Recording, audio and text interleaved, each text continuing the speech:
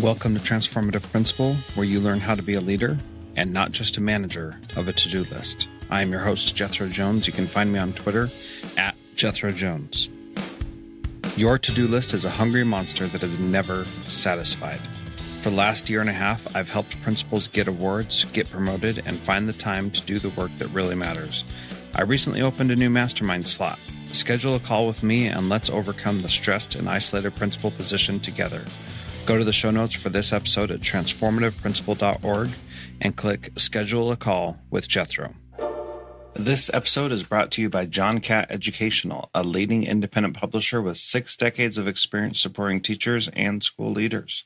Learn about research-based, easy-to-use professional development books for your entire faculty by visiting us.johncattbookshop.com. Welcome to Transformative Principal. I am excited to have Thom Gibson on the program today. Thom, welcome to Transformative Principal. Thanks, Jethro. It's good to be here. So Thom is a classroom teacher and teaches technology and a YouTube video production course. Is that right, what you teach, Thom? Correct. Yeah, correct. Yeah. Middle school math, middle school robotics class, and a YouTube class for high school. Yeah, how cool is that? I mean, just how wonderful that we're living in a day and age where you can teach how to make YouTube videos. How cool is that?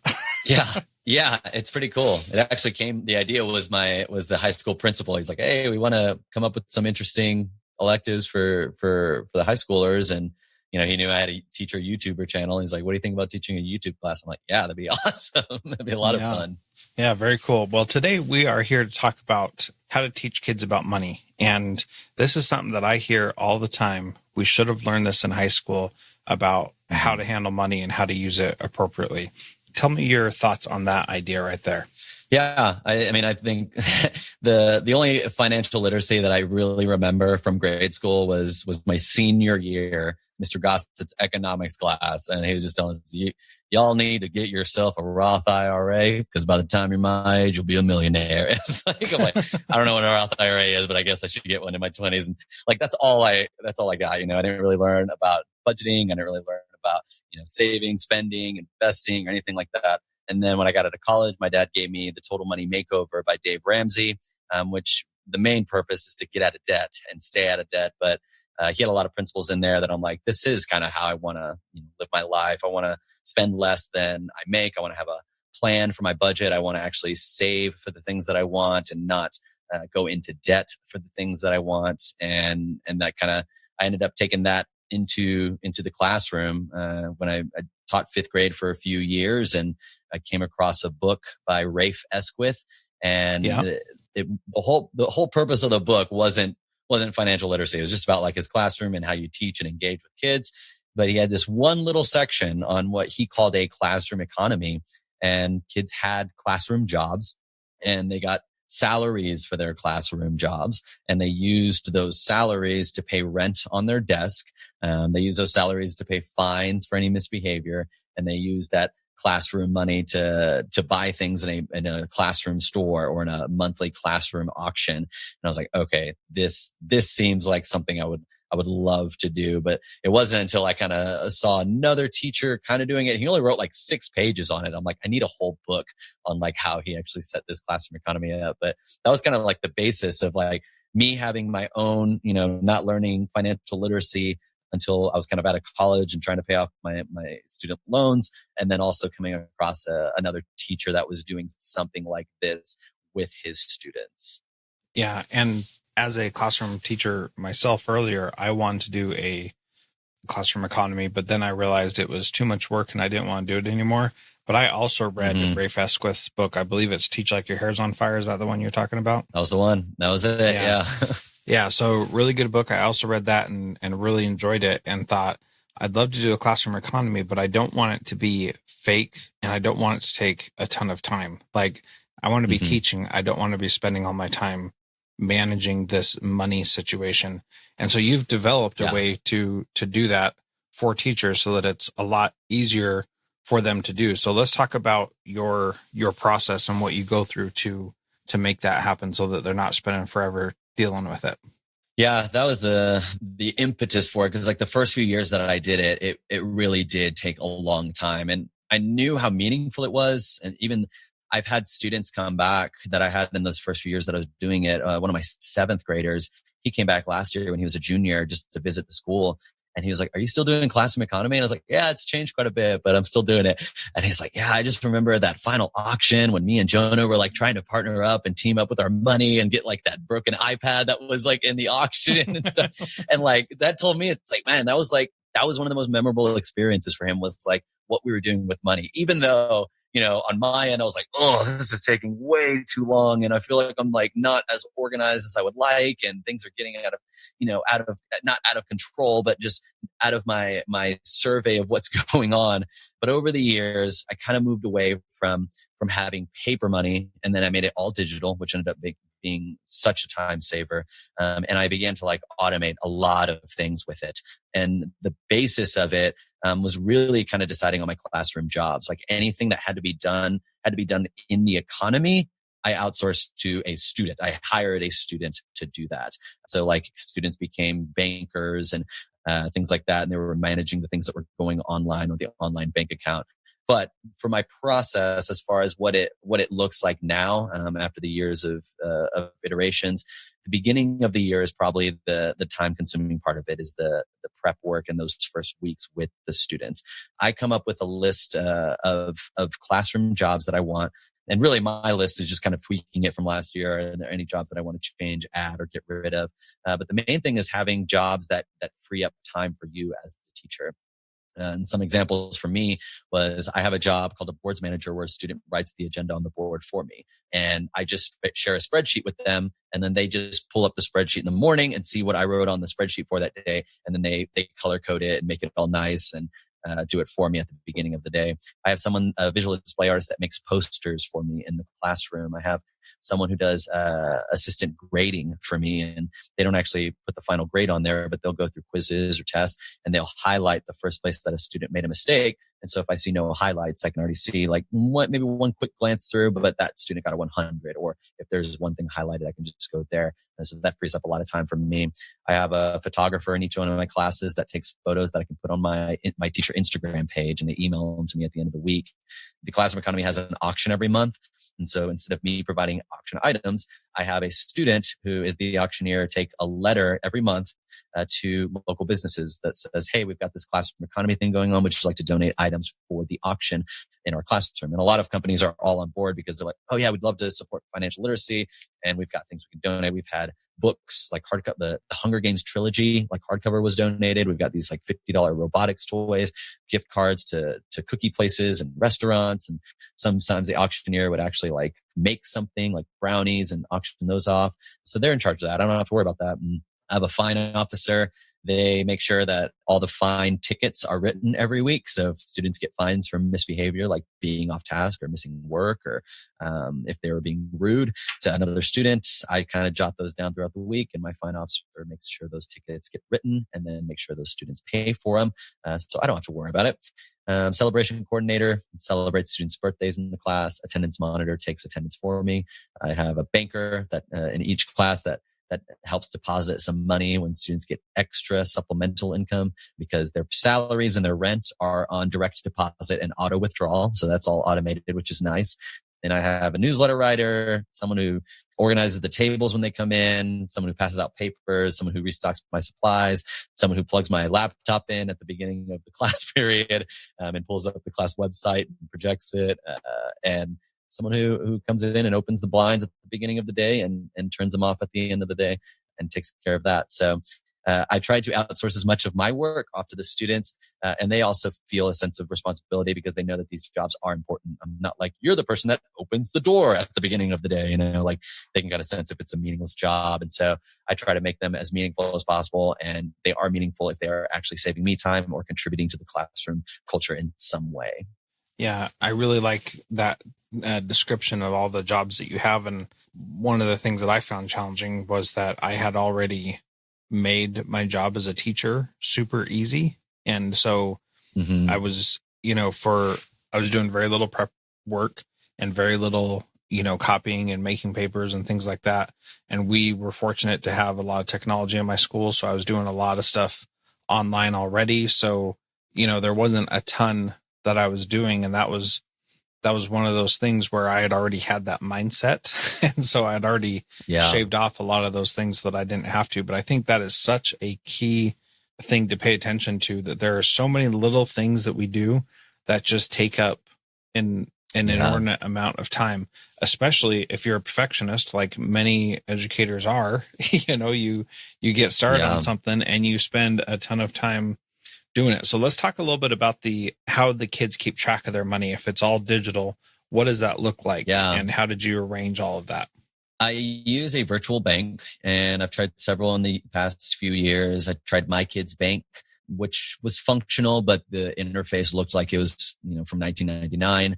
I've tried Bankaroo, which was also okay, but I didn't really like how certain features that they had didn't really work as well with my classroom. And then I found one called paygrade.io. And the story of that was there was another teacher that was using the same platforms that I was, and her husband was a developer, and he was pretty dissatisfied, and he was really interested in what she was doing. Awesome. And so he actually developed Paygrade, in his free time, for her. And what's been really cool is I've been able to kind of correspond with him back and forth since I started using Paygrade a couple of years ago. And I'm like, hey, I'm noticing this issue, or would you be able to add this feature? And he's super responsive. And so Paygrade's really been the one that's like, I love the interface, and it's really optimized for the way that I'm actually doing my classroom economy.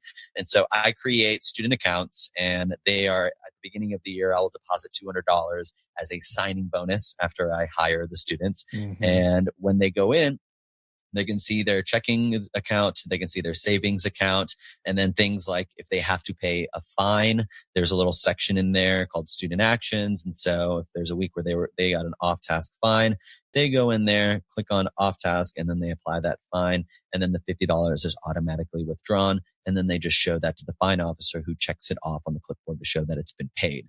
And so that's been the easiest thing as far as like managing it. Like it's all there inside of Paygrade. And what's nice too is I can actually do the job assignments where it lists all of their responsibilities for their job within Paygrade.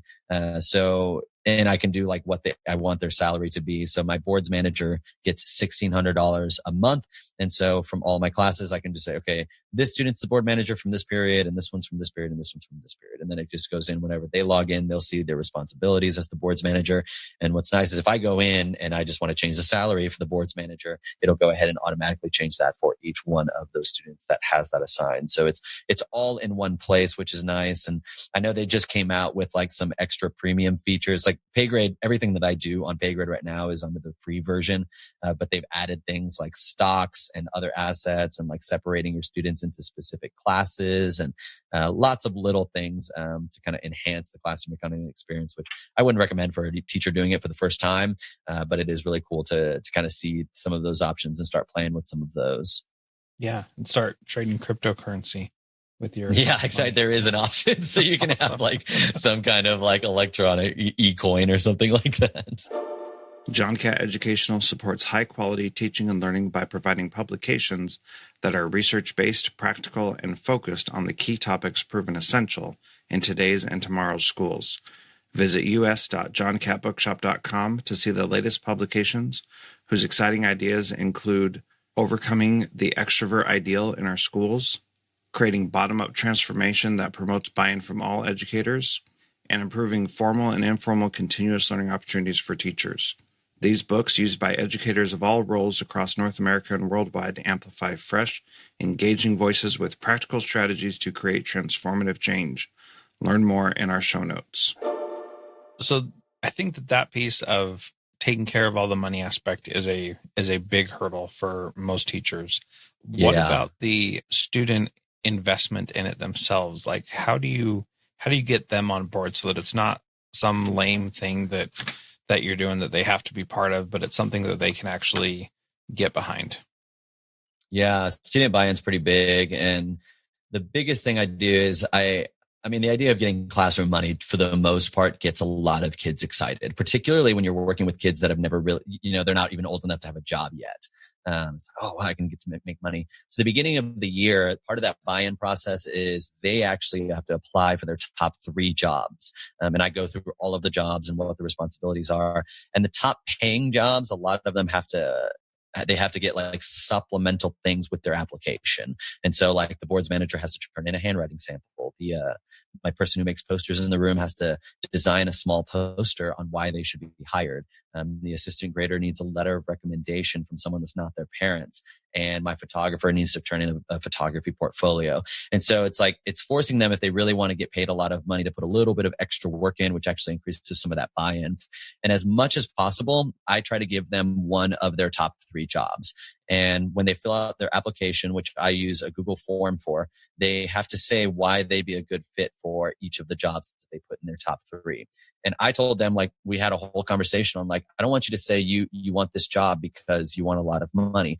You need to talk about how you are actually adding value to me as your employer, or if you think of our classroom as a company, how you're going to make this classroom better. So if you want to be the tech assistant, you can talk about, I love technology. I've loved it since I was a kid. I'm the one that's fixing all the computer problems at my house. And I would love to serve the classroom with my technology skills and help you as a teacher by plugging in your projector and everything like that. And so they're starting to think about, this is not about what I want. This is how I can actually help and contribute to you. So the fact that I'm forcing them to frame it that way, and then they're kind of investing themselves into this and saying why they think they should be a good fit for it. And so I try to give them one of their top 3 as much as I can. That can be a pretty time consuming aspect, because I've got this matrix on a Google spreadsheet of all these students in each of these classes and all of them in their top 3. And some years it works out really well, where it's oh, okay, they all applied for different things. And so I was able to kind of distribute it pretty evenly, and everyone kind of got one of their top 3 jobs. But some years it's oh man, nobody applied for auctioneer in this classroom, and I really need an auctioneer to get the auction items every month. And so I told students, if I don't pick you for one of your top 3, you're going to get an email from me that says, hey, I don't think I wasn't able to give you one of your top 3, but I think our class really needs this job. Our class really needs an auctioneer, and I think you'd be a great fit for it. Would you be willing to do this job? And I tell them, if you get an email from me that says that, you actually have something that we adults call leverage. You actually have, you're in a position now of power, because I'm coming to you with a request and asking, and I need you to get this job. And so you can actually begin to renegotiate maybe for a higher salary or other extras with the job. And so when I first started having that conversation with students, one of the first students that responded, he's like, yes, I'll be the auctioneer, but I want more money because I have the leverage. And so we were able to have a conversation on here's how you would tactfully do that. and maybe ask for a little bit more money. But that really, I think that really gives a lot of buy-in, because then students, when they come to class and they find out what their job is, yes, I got one of my top, they're actually excited and they're ready and they want to do their job, and they're, all right, now the training kind of goes in I train students when they have to do their job. So it's attendance monitor the day they find out. I'm all right, come over here, look at your instructions. What does it say? Well, it says I need to go to your computer and click on this tab and then do this. Okay, show me. Go ahead and do that. And so I start training students. Some of them, they don't get trained until a little bit later if their job doesn't have to happen till later, like the banker. They don't do their job until we have our first day of bonus money, which is supplemental income. But that's, I think, the biggest piece of buy-in for them. And then also having the auction, having really fun things that if I'm not really participating and putting effort into this, or if I'm getting a bunch of fines, I'm not going to have any money to bid on these kind of cool things that we're having in the classroom. And Thom, I don't let them actually bid with money they don't have. I don't let them go into debt to be able to bid on something or to buy an item in the classroom. And so those 2 pieces, I think, ends up creating that buy-in for the students. And every year I will have a couple of students that, they're just I'm not really, can I just be homeless? Do I have to do this? And in real life, you can. In our classroom, no, you can't be homeless. You still have to pay rent on your desk. And the reason for that, you do still have to have a job. I want everyone contributing in some way to our classroom culture. I don't want this just to be well, I don't have any real responsibilities. All this other stuff and making this classroom run efficiently is somebody else's problem and not mine. And so that's part of the piece. And I've been torn about it, because it's in real life, you could get fired for a job, or if you didn't want a job, no one's going to force you to get one. But and that's where I'm trying to balance classroom culture, positive classroom culture, with the financial literacy, and trying as much as I can to model it with what it's like outside of the classroom, but not sacrificing the classroom culture piece in that. Hey, I just wanted to let you know about a little project that I've started.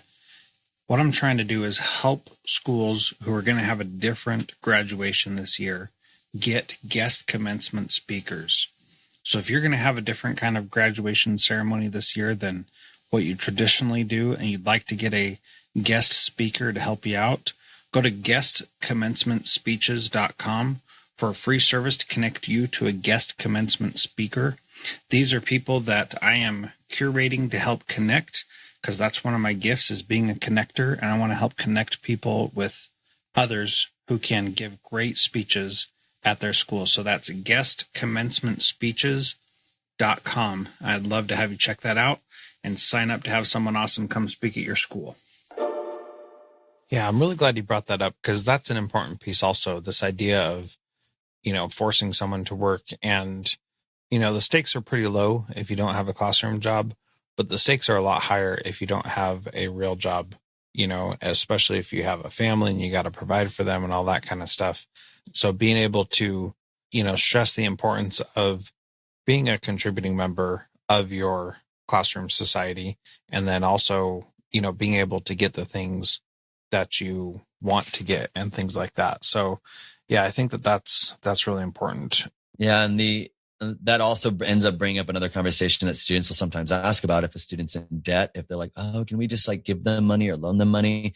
And I'm like, well, in real life, I think giving money to someone in need is really helpful if a family member or a friend needs that. But I actually don't let them do that in the classroom, because I tell them I don't want anyone in the classroom just to assume and become dependent on other people just giving them money and bailing them out when they need money. And I want them to think through, okay, why am I in debt? Why, am I getting a bunch of fines for different things that I could not be getting fines for? Am I taking all the opportunities to make supplemental income in the classroom outside of my salary? What's going on? And I'll have those conversations, but I could see it pretty easily where you have those students that are they're making a lot of money and they're like, oh, I'll give them money. And then you have the students well, every month that I've been short, someone's giving me money, so I'll just go ahead and depend on that. And so I tell them in real life, if you do want to give someone money, I do recommend kind of the Dave Ramsey school of thought of give them money, don't loan them money, because if you loan someone money and you see them using that money and then they're not paying you back, but they're continuing to use money on other things, there becomes that resentment.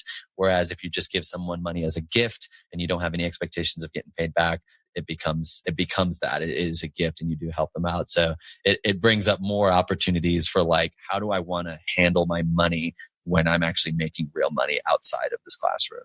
Yeah, for sure. Yeah. So you've created a course that teaches people how to do all of these steps that you're talking about. Can you tell us a little bit about that course and how to access it? Yeah, the course is set up in 4 modules. The first one is all the stuff to set everything up, the classroom jobs, and deciding on what fines you want and how you want kids to be able to make more extra money in there, and just a general overview of the classroom economy. That module is actually free, and so I'll give you some details on how to access that for free. But that's the setup. Module 2 is what do those first couple of weeks look like, from introducing it to the kids, to hiring them, to setting up your virtual bank, and how to train students. Module 3 is what your monthly routines look like. What does it look like on the day that students have to pay fines? What does it look like on the day that students get bonus supplemental money? What does auction day look like? And then module 4 is later in the year. How do students buy their desks so that they no longer have to pay rent? And then they can actually see the value of their desk go up in value as the year goes on. What do you do when students go into debt? And how do you structure the final auction so it's a memorable experience? And how do you debrief the year at the end and kind of talk about what did you guys learn? What did you enjoy? And kind of help you think through what you want to do the following year. And so those 4 modules, it's a video course. And so each one of those lessons has a short 5 to 10 minute video from me. And then I have a recap. I have all of my resources available. So my job list, it's a Google Doc that you can make a copy of and edit to customize it to your grade level and your students. And every lesson also has homework so that you can contextualize whatever I talked about in that video and in that lesson to your classroom and your situation. And so walks you through step by step to save you a bunch of time, to save you the years of trying to figure out how to do this in the most time efficient way, which I had to go through. But the course can be found at thomgibson.com. Thom Gibson spelled THOMGIBSON. thomgibson.com/classroom economy. And I would love to give your listeners 20% off of the course if they use the coupon code Transformative. We'll get you 20% off. And as principals, my recommendation is find the teacher that you know will get excited about something like this and use PD funds to cover it and say, would you be interested in trying to do something like this in your classroom? We've got these videos. This teacher's done it several years. All the resources are available to you, and then support the teacher in that way and get them started on it. If you have a couple teachers that are willing to do it, then all the better. They can kind of share ideas and see how to maybe make it like a team thing, like a grade level thing or something like that. If like 5th grade is the grade where we get to do the classroom economy that the kids really look forward to or something like that, I think would be a good setup. Yeah. And just so everybody knows, I'm not getting a kickback or anything for you buying that course through that link. That's just straight to him. So I just think that this kind of stuff is really powerful, and we definitely need to teach our kids about how to handle money and how to use it appropriately. And in my own home, we use, our kids have chores and they earn money based on doing their chores, and we teach them how to save and to spend and how to give and all that kind of stuff. And it's really important to be able to teach kids how to do this, because we desperately need to be financially wise with our resources and use them for good and not to waste them. And, just the other day, my wife and I were talking about how we wish we would have made some better choices since we've been married about how we're using our money, and, giving kids the opportunity to fail or make mistakes when the stakes are low is really valuable. So in closing, Thom, what is your one thing that a principal should do this week to be a transformative leader like you? I would say look for an opportunity to let your teachers do something that they will flourish in. The story that I told about the principal coming and asking me if I'd be willing to do a YouTube video production class, knowing that I love YouTube. I love making YouTube videos. And I had done like YouTube camps and stuff. And I'm like, yeah, that'd be awesome. And like, I felt as a teacher, like I felt seen, I felt supported. I felt like he was giving me an opportunity to do something that I would really love and really enjoy. And in the same way, doing something like teaching financial literacy, just seeing who would be just looking for whatever opportunity that you think your teacher would flourish in, recognizing that, acknowledging that, and then asking for if they would be interested. Yeah, I think that's great advice. Well, thank you again. Again, you can go get his course at thomgibson.com/classroom economy. And Thom, thank you so much for being part of Transformative Principal. Thanks so much, Jeff. Thank you to our valued partner, John Catt Educational. If you are a leader looking to make transformative change by providing yourself and your teachers with professional development that is research-based and rigorous, yet easy to digest and full of practical strategies, check out the latest publications from John Catt. Visit us.johncattbookshop.com to find information or learn more in our show notes.